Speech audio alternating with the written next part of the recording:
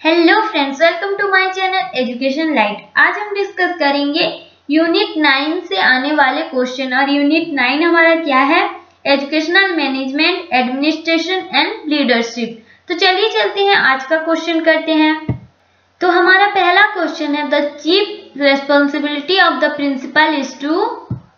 Principal का एक main responsibility क्या है? Organise and administer the guidance programme. और बी में है provide leadership in the institutional programme. और सी है लिसन टू पेरेंटल क्रिटिसिज्म। और डी में है कीप प्रॉपर स्कूल रिकॉर्ड्स। तो इसका सही आंसर है ऑप्शन नंबर बी, जो कि है provide leadership in the institutional programme. School में जो भी प्रोग्राम होंगे उसका लीडरशिप कौन करेगा? प्रिंसिपल, क्योंकि वही हेड ऑफ द इंस्टीट्यूशन है। Okay. Supervision is a continuous activity whereas inspection is a. Supervision क्या है? एक कंटिन्यूअस एक्टिविटी है। और इंस्पेक्शन क्या है? General activity in a common place और special activity in a given moment और complex activity in a situation और specific activity in a specific time. तो इसका सही आंसर है ऑप्शन नंबर डी, जो कि है specific activity in a specific time. Specific time में जो स्पेसिफिक एक्टिविटी है वो है inspection. Cost benefit analysis is the objective, approach, characteristic और फंक्शन। तो इसका सही आंसर है ऑप्शन नंबर बी, जो कि है अप्रोच। कॉस्ट बेनिफिट एनालिसिस क्या है? ये एक अप्रोच है। Who has advocated human relation approach? Henry Fayol, Elton Mayo और टेलर और डेविस। इसका सही आंसर है option number B, Elton mayo.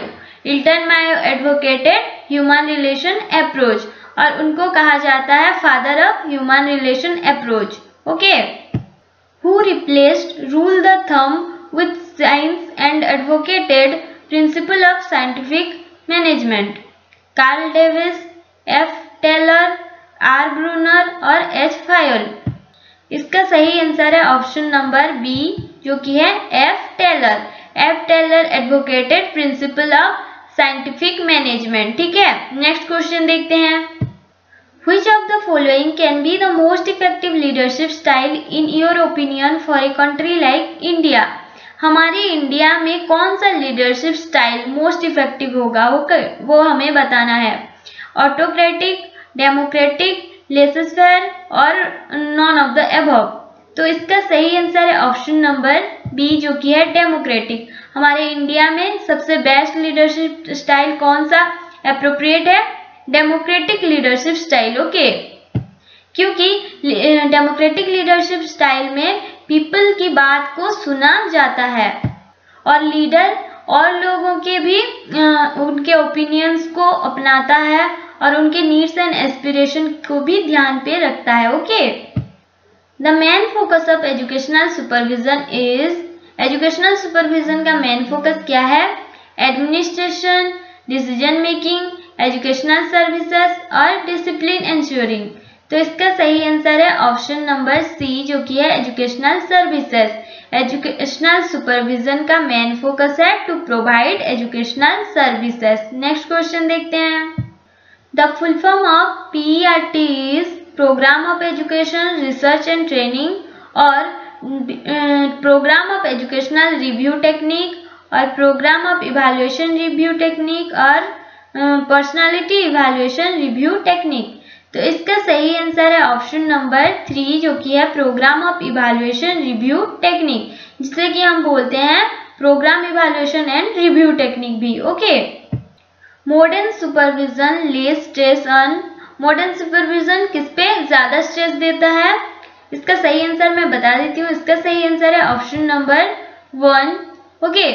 Taking the growth factors as a primary concern. Growth factor को प्राइमरी कंसर्न पे रखता है। ओके। इंस्टीट्यूशन का ग्रोथ होना चाहिए सुपरविजन के through.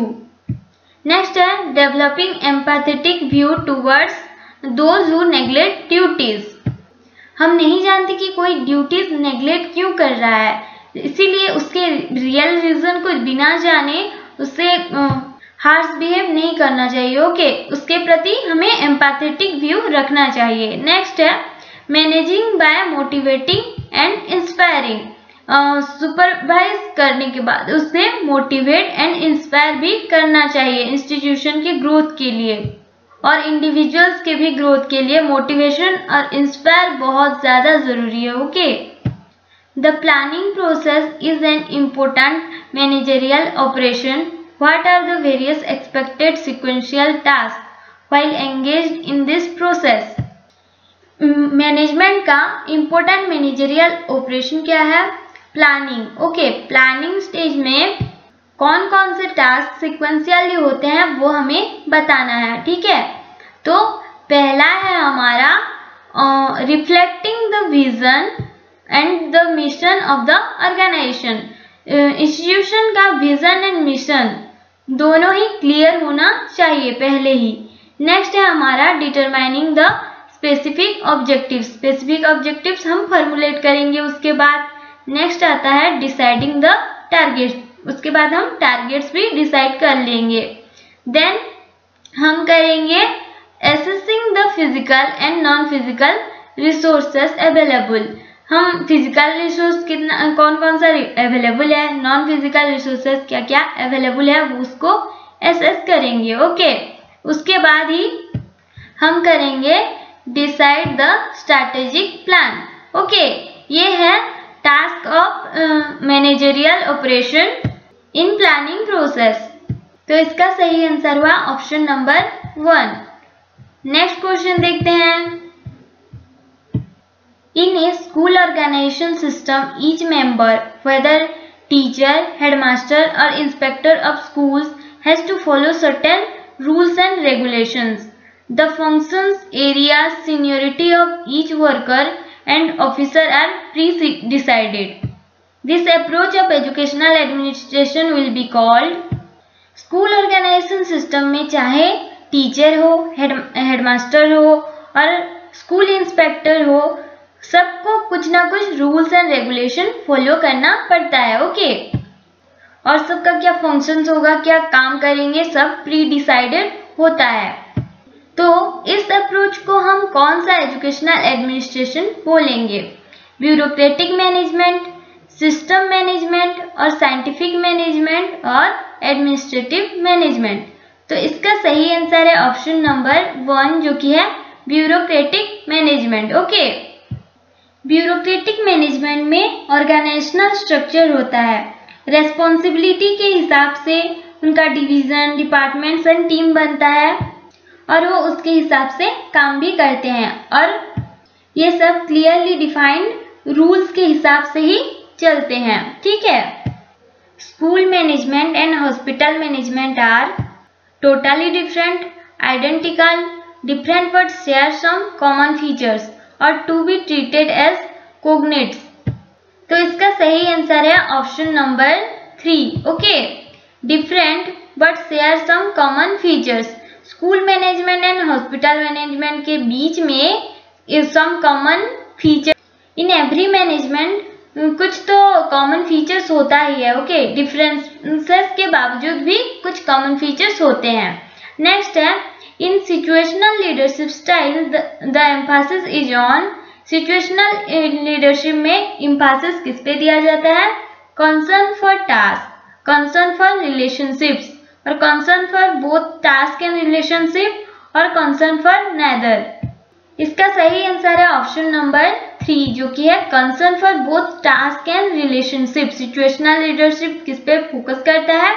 Concern with both task and relationship में। Okay, preparation of the school time table falls under the function of. School time table का प्रिपेरेशन मैनेजमेंट का कौन सा फंक्शन है? ऑर्गेनाइजिंग, प्लानिंग, डायरेक्टिंग और रिपोर्टिंग। इसका सही आंसर है ऑप्शन नंबर 2 जो कि है प्लानिंग। प्लानिंग स्टेज में क्या किया जाएगा? स्कूल के टाइम टेबल का प्रिपेरेशन किया जाएगा। ओके, ये एक फंक्शन है। तो आज के लिए इतना ही। Keep watching every video, it will be helpful for you.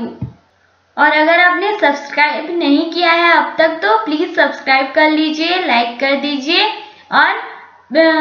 अपना प्रिपरेशन चालू रखिए। Thank you.